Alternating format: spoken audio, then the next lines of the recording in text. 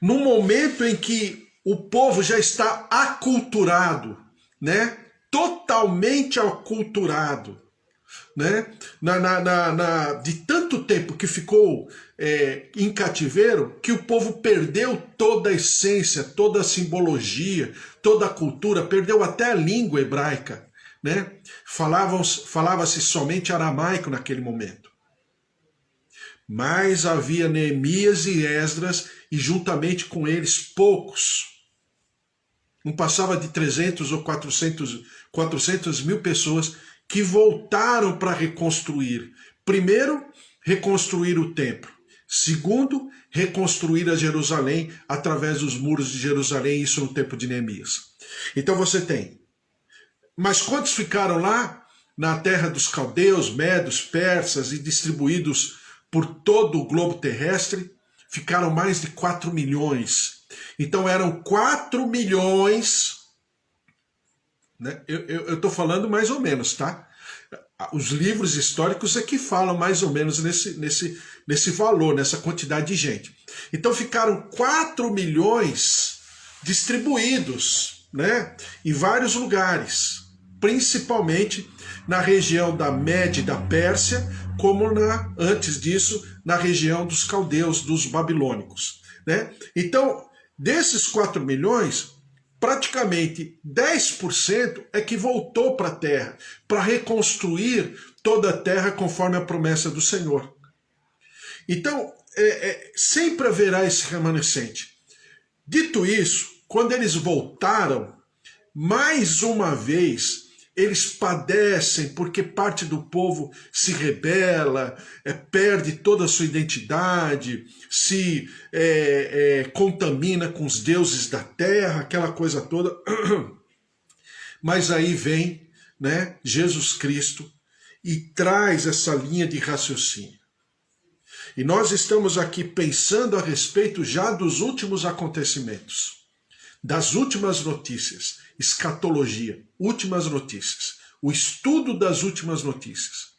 Então, quando diz aqui, quanto porém a eleição, amados, por causa dos patriarcas, porque os dons e a vocação de Deus são irrevogáveis. Então Deus, na sua eternidade, ele propõe a cada momento, a todo momento, que o povo se reconsidere, que o povo se arrependa, que o povo volte à sua origem, que era o que o Senhor desejava em relação ao povo judeu. E isso acontecerá novamente. Está acontecendo hoje e acontecerá novamente durante toda essa proposta escatológica. Romanos capítulo 11, versículo 30 diz assim: porque assim como vós também outrora fostes desobedientes a Deus, mas agora alcançastes misericórdia à vista da desobediência deles, assim também estes agora foram desobedientes, para que igualmente eles alcancem misericórdia, à vista da que vos foi concedida, porque Deus a todos encerrou na desobediência, a fim de usar de misericórdia para com todos. Então Paulo está falando, olha, assim como os gentios foram desobedientes, mas foram alcançados porque o povo judeu rejeitou o seu rei, e na sua, vamos chamar assim, desobediência, o povo gentil entrou na brecha, e por causa disso alcançou a misericórdia de Deus, não será diferente com o primeiro grupo, porque o primeiro grupo também alcançará misericórdia. A única diferença aqui, e a gente vai entender daqui a algum tempo, de que aquilo que foi proposto ao povo de Israel fazer, o povo de Israel não quis fazer, que era o quê? Instaurar o reino dos céus. Não é assim a frase de João Batista? Arrependei-vos, pois vos é chegado o reino dos céus. E não é assim que Jesus começa, no seu primeiro discurso público, ele também começa com a mesma frase: arrependei-vos, pois vos é chegado o reino dos céus. Então, nessa linha, nessa palavra de ordem, nesse grito de guerra, eu poderia chamar assim, de grito de guerra, é que o Senhor propõe todo o seu plano e todo o seu projeto de redenção. O povo judeu não quis. Então o povo gentil, ou o povo gentílico, entra nessa brecha e se transforma em igreja de Deus e começa a fazer a obra que estava proposta. E essa igreja, ela sim vai completar a obra que lhe foi proposta. Ou seja, será diferente do povo judeu nesse aspecto, porque a igreja, ela cumprirá com todo o propósito de Deus. Entendeu? Então nós vamos todo mundo nessa linha de raciocínio. E indo nessa linha de raciocínio, falar de escatologia, primeiro você coloca as peças, os módulos, depois você junta tudo. Parece trabalhoso, parece meio difícil, mas não é. É só a gente entender toda a palavra de Deus, todo o propósito do Senhor, e a gente vai... Obviamente haverão coisas que eu vou falar para você, isso aqui não está bem ainda revelado, bem proposto, então eu fico com a palavra de Deus, mas eu não vou ficar viajando na maionese. Do outro lado, existem coisas que já estão plenamente esquadrinhadas, né? Então a gente vai trabalhando isso. E diz assim, Romanos capítulo 11, versículo 36, ou desculpe, 33. É o salmo de Paulo, é o cântico de Paulo, que depois dele falar tudo isso sobre igreja de Deus, sobre povo gentílico e sobre povo judeu, né? Depois de tudo isso ele diz assim, ele termina toda essa linha de raciocínio no capítulo 11, versículo 33. Ó profundidade da riqueza, tanto da sabedoria como do conhecimento de Deus. Quão insondáveis são os seus juízos e quão inescrutáveis os seus caminhos. Quem, pois, conheceu a mente do Senhor? Ou quem foi o seu conselheiro? Ou quem primeiro deu a ele para que lhe venha a ser restituído? Porque dele, e por meio dele, e para ele são todas as coisas, a ele, pois, a glória eternamente. Amém. Então você percebe que é tudo isso, né, que nós estamos vendo aqui, depois de tanto que Paulo falou, e eu fico assim abismado com Paulo, e veja como a palavra de Deus é maravilhosa. Paulo escreveu o livro de Romanos, o resumo da história é o seguinte, ele escreveu o livro de Romanos para dizer que estava chegando em Roma. Ele só escreveu o livro de Romanos só para cumprimentar os romanos, falando, eu estou chegando. E se transformou nessa carta magna do reino dos céus, né?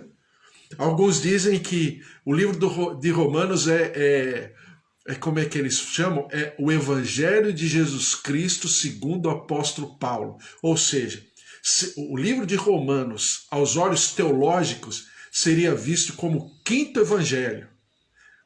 E alguém já disse que se não tivesse a Bíblia toda, mas somente o livro de Romanos, nós saberíamos exatamente de toda a proposta de redenção da Trindade em relação ao gênero humano. Meu Deus, é maravilhoso. Então ele termina dessa maneira, cantando e louvando, engrandecendo, e depois de trazer toda essa revelação, ele diz, ó profundidade da riqueza, tanto da sabedoria como do conhecimento de Deus. Quão insondáveis são os seus juízos e quão inescrutáveis os seus caminhos. Quem, pois, conheceu a mente do Senhor? Então é claro que Deus ainda revelará e trará muitas coisas. Mas aquilo que nós sabemos é maravilhoso já, para nós contemplarmos, engrandecermos e nos maravilharmos com aquele que era, é e sempre será o autor e consumador da nossa fé. A palavra de Deus é maravilhosa.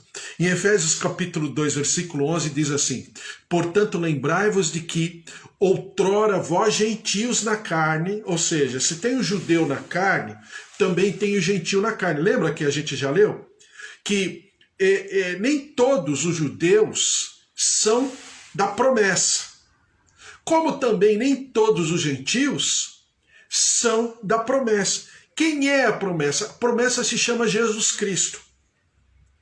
Nesse ponto, nesse aspecto, todos os grupos são nivelados. Por quê? Se não houver a plenitude da revelação de Jesus Cristo, E se eu não tiver o meu coração voltado a me arrepender e me humilhar e me propor, né, abrindo o meu coração para Jesus Cristo, de nada serve. Eu serei chamado de gentil na carne, como Paulo diz aqui no livro de Efésios. Então diz aqui: portanto, lembrai-vos de que outrora vós, gentios na carne, chamados em circuncisão por aqueles que se intitulam circuncisos, isso tudo é carne, né? Quem se considera circunciso? Aqui nesse ponto, nessa cultura, os judeus na carne, né? Como nós que somos gentios na carne, por mãos humanas, naquele tempo estáveis sem Cristo, separados da comunidade de Israel e estranhos às alianças da promessa, não tendo esperança e sem Deus no mundo. Ou seja, os judeus na carne tinham, entre aspas, uma promessa. Nós, gentios na carne, não tínhamos promessa. E nós estávamos separados da aliança porque não éramos povo de Israel. Veja só o que diz o versículo 13. Mas agora, em Cristo Jesus, vós, que antes estáveis longe, fostes aproximados pelo sangue de Cristo, porque Ele é a nossa paz. Paz significa reconciliação também, tá? Quando fala shalom, shalom não é apenas uma paz política. Shalom não é apenas uma paz momentânea. Shalom é a plenitude da presença e da manifestação de Deus. Quando fala shalom, é muito além daquilo que a gente possa imaginar. Shalom, na expressão máxima desse conceito, significa o quê? Abundância de tudo para todos. Shalom. Então diz aqui: porque Ele é a nossa paz, o qual de ambos fez um, e tendo derribado a parede de separação que estava no meio, a inimizade, aboliu na sua carne a lei dos mandamentos na forma de ordenanças, ou seja, na forma de prática tão somente. Que é nisso, né, que estaciona o Antigo Testamento. Porque o Antigo Testamento, ele fala da lei, mas a letra da lei no sentido de prática. Mas Jesus traz a lei no sentido de sentimento, olha a redundância, né? Mas no sentido de sentimento. O que significa a lei no meu coração é diferente. Não é apenas a letra, mas o sentimento dessa letra. O sentimento da lei, que é exatamente a expressão máxima de Jesus Cristo. Diz aqui: aboliu na sua carne a lei dos mandamentos na forma de ordenanças, para que dos dois criasse em si mesmo um novo homem fazendo a paz. Então pega o povo judeu, pega o povo gentílico, né? E dos dois estabelece uma conexão no único mediador entre Deus e os homens, Jesus Cristo, formando um novo ser. Quem é esse novo ser? É a igreja de Deus, como Paulo chama, né? Porque a igreja de Deus é o amálgama, é vamos dizer assim, é a perfeição da conexão. O nosso Jesus, ele é um ser da reconciliação. É por isso que nós vivemos, né, um povo tão fraco no nosso tempo. Por quê? Porque muitas placas de igrejas, né, somente aqui onde eu estou, olhando no quarteirão ao redor, meu Deus, quanta gente, quantas pequenas igrejas, né? Claro, é um sentimento e é maravilhoso porque tem que se pregar o evangelho, com certeza. Mas existe no interior dessas pessoas algumas questões de inimizade e de divisão que são prejudiciais lá na frente. Agora não, mas lá na frente será. Por quê? Porque o nosso Jesus, ele é o da reconciliação. E se ele é o da reconciliação, até a maneira com que essas igrejas e essas pessoas agem, até para abrir as suas próprias, é discutível. Por quê? Porque existe um sentimento ali intrínseco, um sentimento subliminar, enrustido, que é o quê? O da divisão, o da inimizade. Então, em algum momento lá na frente, isso não acabará bem. A gente já tem bastante idade para saber como é que é. Então diz aqui, versículo 15, aboliu na sua carne a lei dos mandamentos na forma de ordenanças, para que dos dois criasse em si mesmo um novo homem, fazendo a paz, e reconciliasse ambos em um só corpo com Deus por intermédio da cruz, destruindo por ela a inimizade. E, vindo, evangelizou paz a vós outros que estáveis longe, e paz também aos que estavam perto. Então, na linha de raciocínio de Jesus Cristo de reconciliação, ele reconcilia o primeiro grupo com o segundo grupo.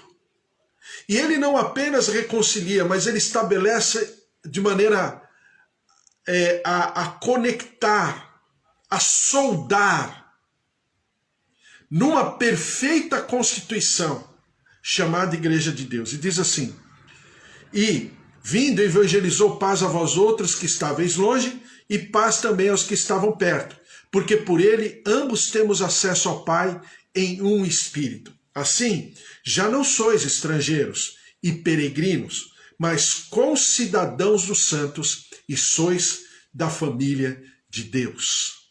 Então, é exatamente essa linha de raciocínio que a gente vai pontuar o nosso estudo escatológico. Estamos pontuando e vamos pontuar mais ainda, né? Em Atos, e eu vou terminar, em Atos capítulo 10, é exatamente o que o Senhor faz quando ele chama Pedro, né, a falar para aquele centurião, aquele intendente, superintendente, né, dos pelotões romanos, centurião Cornélio. Porque a Bíblia fala que esse centurião Cornélio, as suas esmolas subiam na presença do Senhor. E a palavra mostra que esse centurião Cornélio, ele foi também uma pessoa que ajudou na construção e na proteção de algumas sinagogas no tempo de Jesus, mesmo ele sendo romano. Centurião, a origem da palavra, né, a forma etimológica é sobre 100, centurião. Claro que haviam aí as nuances, né? Sobre 100, às vezes seriam 100 soldados ou 100 outros comandantes, né? Pelo jeito que o centurião Cornélio faz e da maneira com que ele estabelece a sua autoridade, ele era um cara ranqueado, né, no exército romano, na coroa romana, no Império Romano. Então, quando o Pedro é exortado pelo Senhor para que vá até o centurião Cornélio, Pedro fica reticente. Por quê? Porque até então Jesus havia falado que era necessário ir ao povo judeu em primeiro lugar.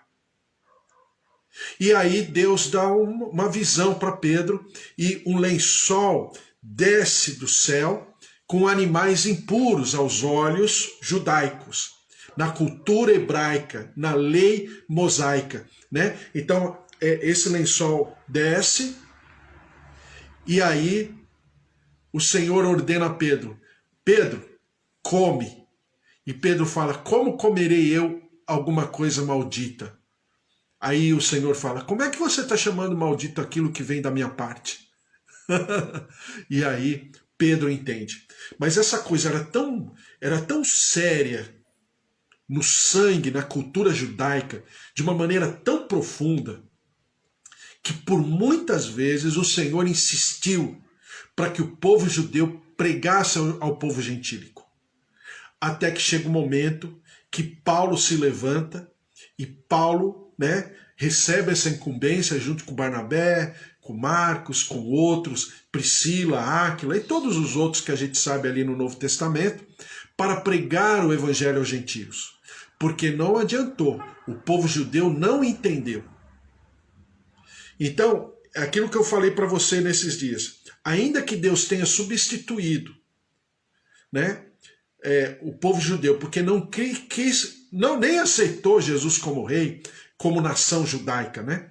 Então, assim como o Senhor tinha um plano e colocou o povo gentílico no lugar, houve uma substituição, mas não houve uma rejeição. Por que não houve uma rejeição? Porque nós acabamos de ler em Romanos capítulo 11, que o Senhor havia prometido aos patriarcas. O Senhor havia prometido dons, promessas, e ele não. E a palavra do Senhor é irrevogável. Então, claro que ele voltará vamos dizer, a trazer o povo judeu a uma consciência, com certeza. Mas enquanto isso, o evangelho precisa ser pregado. E a palavra do Senhor diz em 1 Coríntios capítulo 10, versículo 31, só para que a gente possa lembrar, a gente vai orar, diz assim: portanto, quer comais, quer bebais, ou façais outra coisa qualquer, fazei tudo para a glória de Deus. Não vos torneis, isso é para nós hoje, não vos torneis causa de tropeço, nem para os judeus, nem para os gentios, nem tampouco para a igreja de Deus. Assim como também eu procuro em tudo ser agradável a todos, não buscando o meu próprio interesse, mas o de muitos, para que sejam salvos. Esse é o nosso trabalho, essa é a nossa tarefa. Em toda a escatologia, Paulo e o Senhor Jesus deixam isso muito bem claro. Nós somos os instrumentos da reconciliação. Nós trazemos na nossa boca, né, palavras de reconciliação. Age no nosso interior o espírito da reconciliação. Então, é exatamente dessa maneira que nós devemos enxergar toda a palavra de Deus e principalmente esse tema, escatologia, né? Glória a Deus, vamos orar, consagrar tudo isso diante do Senhor e que o Senhor nos dê esse espírito de reconciliação por onde nós formos, né? No nosso ministério, junto à nossa casa, à nossa família, os nossos queridos, aos nossos amados, e nós daremos sempre ao Senhor todo louvor, toda honra e toda glória. É tempo de reconciliação, né? Parece que é até uma palavra caducada, né? Inválida no nosso tempo, reconciliação. Né? Nós vivemos tempos assim de extremos, de opiniões extremas, né? Ou você pertence a um grupo, ou você pertence ao outro grupo, ou você é isso, ou você é aquilo. Não tem como haver conexão. E olha lá quem tenta, hein? Porque senão, ou ele é carimbado por um grupo, ou ele é carimbado por outro grupo. Mas no ambiente celestial não é nada assim. É pelo contrário. Nós somos da reconciliação. Esse é o nosso ministério. Vamos orar, vamos colocar tudo diante do Senhor, nossos queridos que estão aqui.